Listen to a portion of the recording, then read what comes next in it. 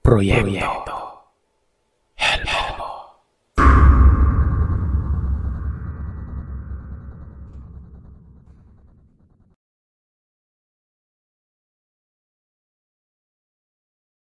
Magandang araw, Sir Seth. Ang karanasan na ito ay nangyari noong mga bata pa kami sa lugar ni tatay sa Negros. Nagtatrabaho si tatay sa paggawaan ng asukal. Minsan panggabi siya kaya kami-kami ang naiiwan sa bahay. Alam naman siguro ng lahat na kapag probinsya, normal na ang mga kwentong aswang na madalas maririnig natin na karanasan ng mga kakilala ng kakilala natin. Pero ito, kami mismo ang nakaranas. Nagsimula yun isang gabi. Nasa trabaho si tatay. Nakarinig kami ng mga alulong ng aso at huni ng tiktik sa labas. Yung mama namin mas takot pa sa amin noon. Kaya ang nangyayari kapag may ganon at wala si tatay, pinapaaral niya mga ate ko at mauuna siya sa pagtulog. Isang araw, biglang sumama ang pakiramdam ng ate kong pangalawa. Sinugod nila ito sa ospital. Noong mga panahon na yon, bantog pa sa amin ang kwento tungkol sa isang aswang na doktor.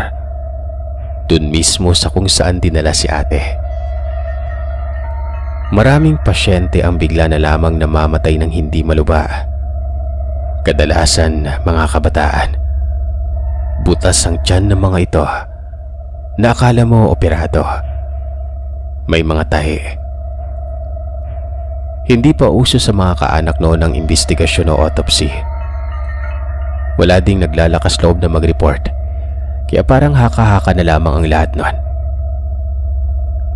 Yung ospital din na yon, yun ang pinakamalapit sa amin. Kumbaga emergency, kailangan na talagang dalhin.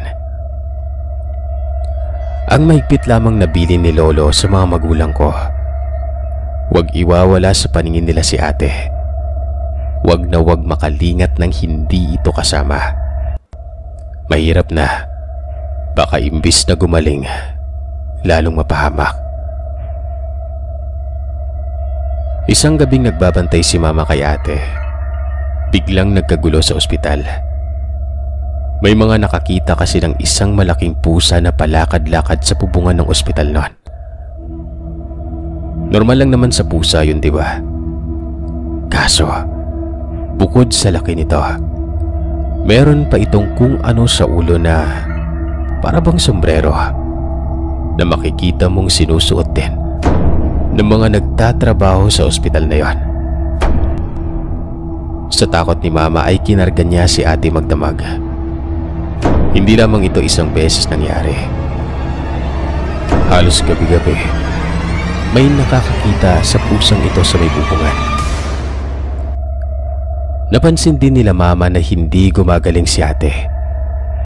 Kaya nagdesisyon sila na ilabas na lamang ito. Simula nung nakauwi sila, walang tigil ang huni ng kung ano-ano na lamang sa paligid. Si Lolo hindi na makatiis doon. Alam niya kasing hindi normal ang mga huni na yon, na may umaaligid at merong inaantay. Kinausap ni Lolo si tatay na sa gabing yon, hindi sila magpapasakop ng liwanag dahil may gagawin silang dalawa. Umuo naman si tatay.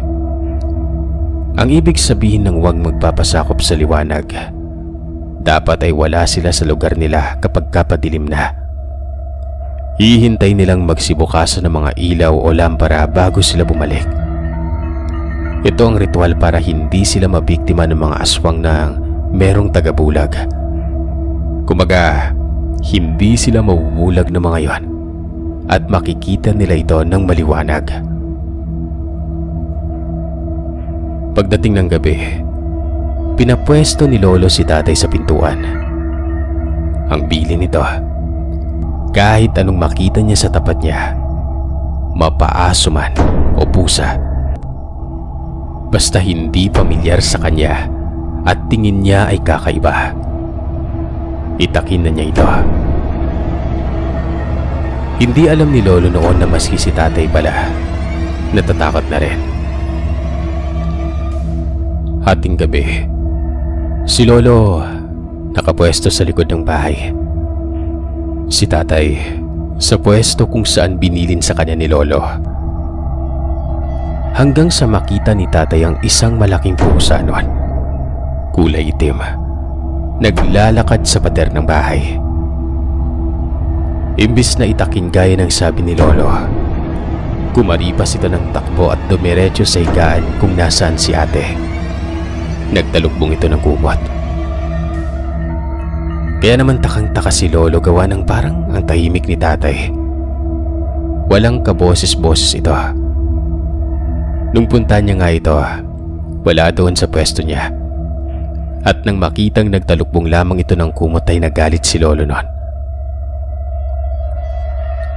Nung sumunod na gabi, mas lalong hindi tumigil ang huni ng ibon sa paligid.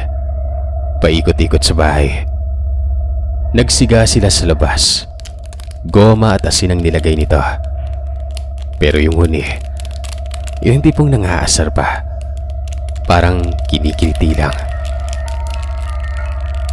Sumunod ulit na gabi. Sabi ni Lolo ay sila na ang magbantay sa loob. Wag na wag daw iwan si ate nun. Mas mabuting kakargahin at wag na wag ilalapag. Ginawa ulit ni Lolo ang ritual ng hindi pagsakop ng liwanag. Wala ito sa bahay na magsindi ng ilaw ang paligid. Nang tuluyan ng magdilim, saka ito nagpakita. Pumwesto ito sa silong kung saan banda nakahiga si ate. Meron siyang hawak na isang dangkal na bagakay nun. Nilagay niya sa bibig niya habang nakatingala na nimoy may sinisipsip. Sa hindi pag-abot ni Lolo ng liwanag at pagpwesto sa kung saan siya, nagiging panlito din ito sa mga alagad ng dilim. Mapagkakamalan nila si Lolo na kapwa din nila aswang nun. At yun na nga, walang ano-ano, merong tumapik sa likuran niya. Babae. Bumulong ito ng akin yan. Ginalaw ni Lolo ang balikat niya na nagpapahiwatig na hindi ito pumapayag. At sinabi nito sa babaeng, hindi, akin to. Sumagot ng babaeng, hindi, sa akin yan. Ganun ulit ang sinagot ni Lolo sa kanya, na sa kanya ang bata sa taas ng silong at siya ang sisipsip dito. Biglang nagsalita ang babae ng, hati tayo. Mas nauna ako eh. Ilang linggo ko nang binabalik-balikan yan. Pagkasabi ng babae, hindi na nakatingin si Lolo. Hinablot niya ang buhok ng babaeng yan. Pinulupot ito sa kamay niya para hindi makawala. Hinila niya ito at pinasok sa loob ng bahay nila at hinarap sa ate ko. Pinalawayan ni Lolo sa babae ang tiyan ng ate ko. Sa oras na may mangyari sa apo ko o hindi ito gumaling, babalikan kita. Ang natarantang nila lang na hindi inakaalang maalam ang lolo namin sa mga pangontra sa kanya ay biglang nangakong pagagalingin niya si ate nun at hindi na niya babalikan pa.